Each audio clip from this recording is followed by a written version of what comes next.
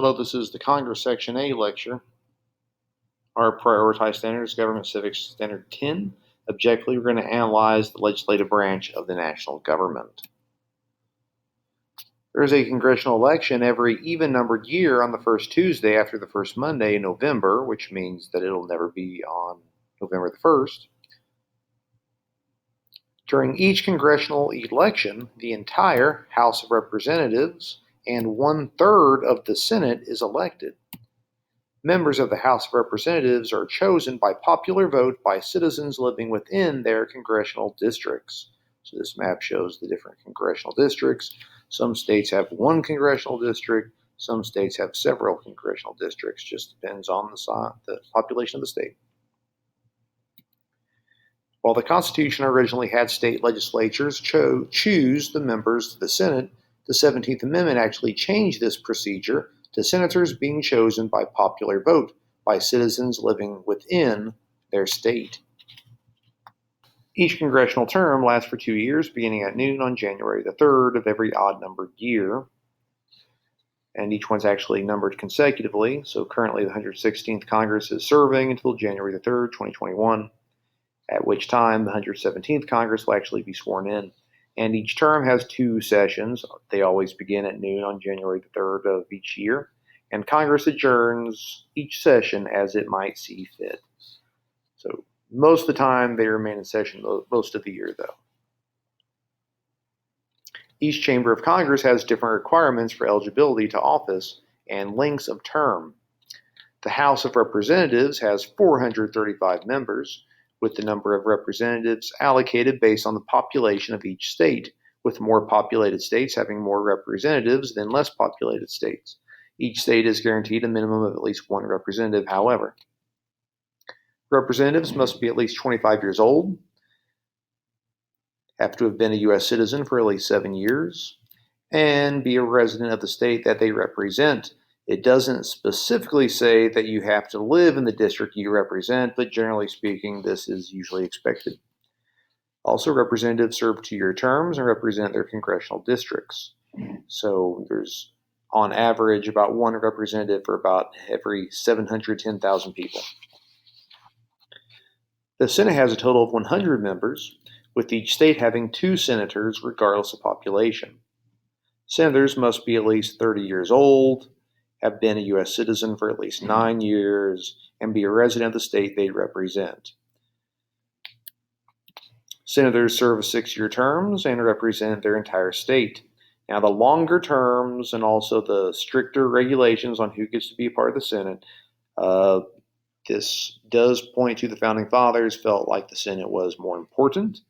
Also, the fact that originally citizens didn't actually choose the Senate was supposed to make them less susceptible to public opinion, and therefore less likely to have to pay attention to the pleas of special interest groups. The Constitution does not actually provide specifics on the residency requirement for a representative or a Senate to live in a state prior to the election. When a candidate moves to a state or district shortly before an election, they are often referred to as carpetbaggers. Now, carpetbagger is a political candidate who seeks election in an area where they have no local connections. It actually got its name from Northerners that moved to the South after the Civil War in an effort to participate in state and local governments, which often carried everything that they owned in, believe it or not, a carpet bag, which was a type of cheap suitcase. Now, there is nothing illegal about being a carpetbagger per se. It is just generally frowned upon.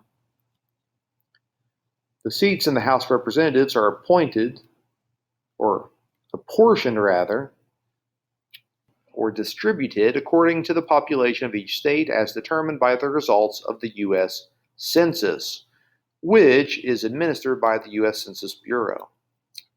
Now, the Constitution requires a census, or an official count of the population, every 10 years. The seats in the House are reapportioned or redistributed every 10 years following the results of the most recent census, meaning some states will gain representatives while other states will lose representatives. It is the responsibility of each state legislature to determine the district boundaries for each congressional district within the state. In Baker v. Carr of 1962, the Supreme Court determined in a 6-2 decision that votes of rural citizens in Tennessee were overrepresented compared to urban residents of the state. In a series of related court cases, namely Reynolds v. Sims of 64 and Westbury v. Sanders of 64, the court concluded that congressional districts must contain approximately the same number of voters to ensure fair representation, creating what is called the one-man, one-vote principle. While the aftermath of the Baker decision impacted the population of congressional districts, it said nothing about how the district boundaries should be drawn. Several state legislatures draw the congressional district boundaries to the political benefit of the political party that is in power in a process known as gerrymandering, which is a term that is named after Elbridge Gerry, which was the governor of Massachusetts in 1812, that signed a bill that created a partisan district in Boston that people thought looked very similar to a salamander. So thus, gerrymandering is Gerry plus salamander, gerrymandering. When district lines are heavily gerrymandered, it essentially makes political minority votes meaningless, as these districts are not politically competitive. Opponents of gerrymandering claim that each state should have independent redistricting committees, which would take politics out of congressional districts. So if we see the one on the top is what the actual districts look like currently, which are determined by state legislatures. And at the bottom is what an independent redistricting commission would make those look like. So if you notice, our district here also includes Chattanooga. So essentially, the urban vote in Chattanooga is watered down by the more rural vote in other parts of the district.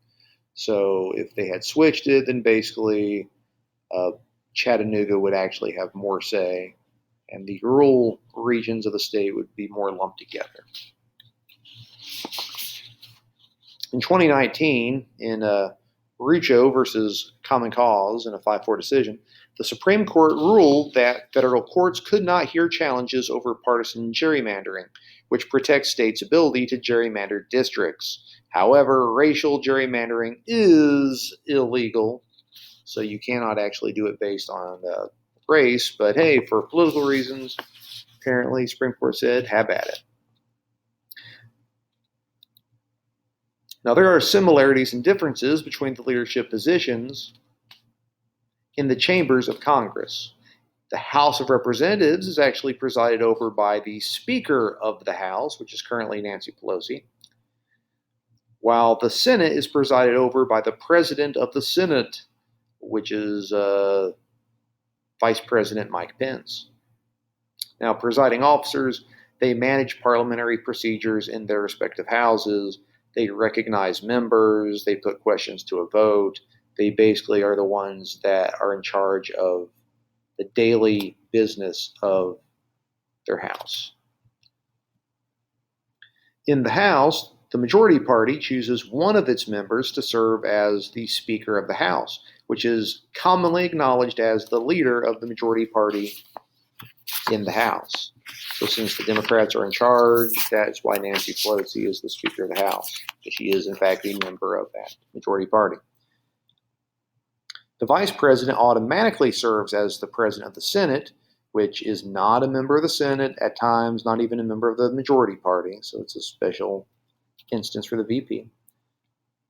When the President of the Senate is absent, which is usually the case, the Senate is presided over by the President pro tempore of the Senate, which is sometimes referred to as the President pro tem, which is chosen by members of the majority party. So currently that position is held by Republican of Iowa, Senator Chuck Grassley.